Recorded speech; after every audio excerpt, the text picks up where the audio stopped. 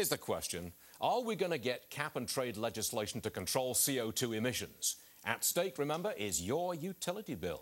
Representative Greg Walden of Oregon is a member of the Energy and Commerce Committee, and he joins me now from Washington.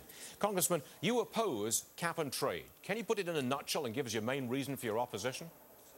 Well, I think you're going to end up paying much higher utility costs. You're going to ship millions of jobs out of this country, manufacturing jobs, and put an undue burden and cost on our whole economy, especially at a time when we're trying to pump up the economy.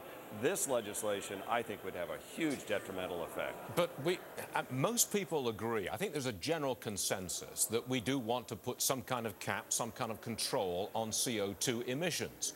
How would you do it? If not through cap and trade, how would you do it? Sure. Let's do it through an incentive system. You know, they argue about America made a goal of putting a person on the moon, and we didn't hold back. Well, we didn't put the person in the rocket ship before we tested and invented it.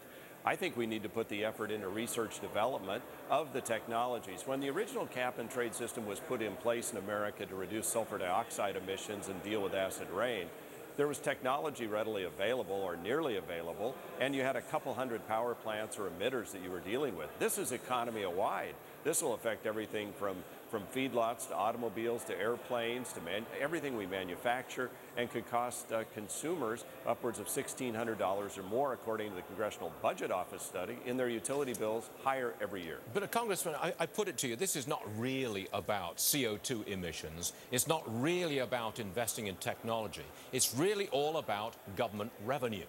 Because cap and trade or any other method of controlling CO2s would bring in an enormous revenue stream to the central federal government. Really, that's what it's all about, isn't it?